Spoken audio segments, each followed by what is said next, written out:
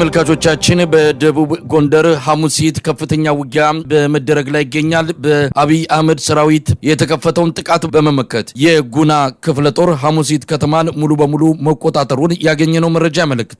ይህ ዜና እስከ ተጠናቀረበት ጊዜ ድረስ በሐሙሲትና በአካባቢው የሚደረገው ውጊያ እንደቀጠለ ነው። በአብይ አህመድ ሰራዊት ላይ ከፍተኛ የሆነ ኪሳራ መድረሱንም ያገኘነው መረጃ ያመለክታል። የፋኖ ኃይሎች የባህር ዳርን በር እያንኳኩ ነው። በሚቀጥሉት ቀናት በአካባቢው የሚኖረው ሁኔታ ሊቀየር እንደሚችል ነው የፋኖ አመራሮች የሚገልጹት። በተለያዩ የአማራ ክልል አካባቢዎች ህዝባዊ ተጋድሎ እንደቀጠለ ነው። በደቡብ ወሎ በተሆልድሬ ወረዳ ውጫሌና ይስማ ንጉስ ከተሞች ላይ በፋኖ ኃይሎችና በአገዛዙ ሰራዊት መሃል ከባድ ውጊያ እየተካሄደ እንዳለም ያገኘነው መረጃ ያመለክታል።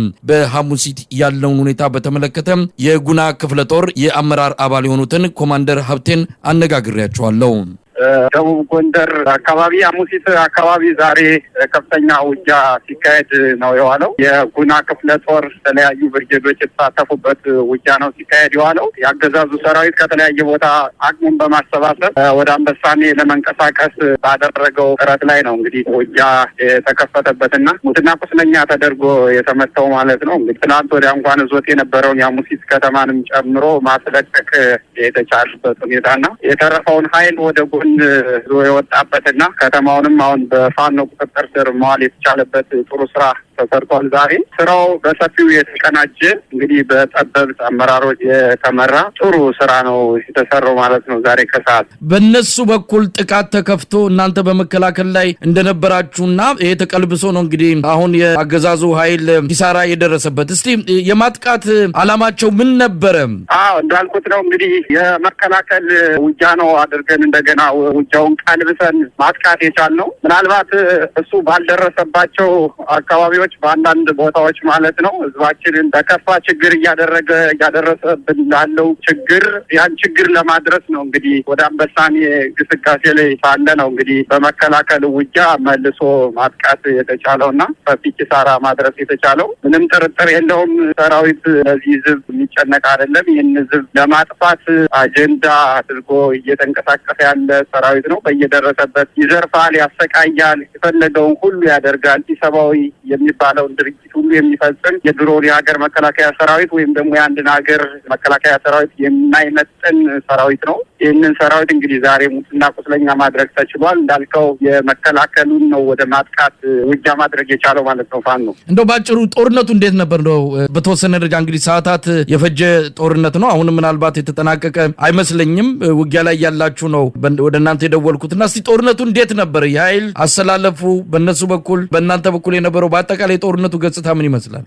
ጦርነቱ በአጠቃላይ በጣም የተጠኑ ቦታዎችን በመያዝ ነው ውጊያውን ያደረግነው። ምንም አይነት ኪሳራ ሳይደርስብን ነው እሱን ሙትና ቁስለኛ ማድረግ የቻልነው። እንግዲህ ያለ የሌለውን ኃይል ነው ተጠቅሞ መምጣት ችሎ የነበረው። አሁን ወደ ነበረበት ተመልሷል። እንግዲህ አሁንም የተጠናቀቀ ጦርነት አይደለም፣ ተፋጠን ያለ ነው። አሁንም ስራ ላይ ነን። ስለዚህ እንግዲህ የሚቀጥል ነው የሚሆነው ማለት ነው። እንግዲህ ሐሙሲት በጣም ወሳኝ ወታደራዊ ጠቀሜታ ያላት ቦታ ናት። ለባህር ዳርም እንደዚህ በአካባቢው ላለው የተለያዩ ቦታዎች በጣም ወሳኝ የሆነች አካባቢ ናትና እስቲ ይሄንን ድል ማድረግና ውጤት ማግኘት የሚኖረውን አጠቃላይ ጠቀሜታ እንዴት መግለጽ ይቻላል? እውነት ነው ሐሙሲት በጣም ኮሊደር ናት። በተለይ ለባህር ዳር ለክልሏ መዲና ከተማ ኮሊደር የሆነች ቦታ ናት፣ በተለይ ከወታደራዊ ጠቀሜታ አንጻር። ስለዚህ ዛሬ በነበረን ፕሮግረስ ዘንዘልማ ለመግባት በሚያስችል ቁመና ላይ ሳለን ነው እንግዲህ ጀንበር አጥሮን የቀረ እንግዲህ የመሆን እድል ይኖረዋል ማለት ነው። ከዛ ውጭ ቦታ በጣም ጠቃሚ ቦታ ናት፣ በተለይ ወደ ክልሉ ለመግባት ማለት ነው። ስለዚህ ከሐሙሲት እስከ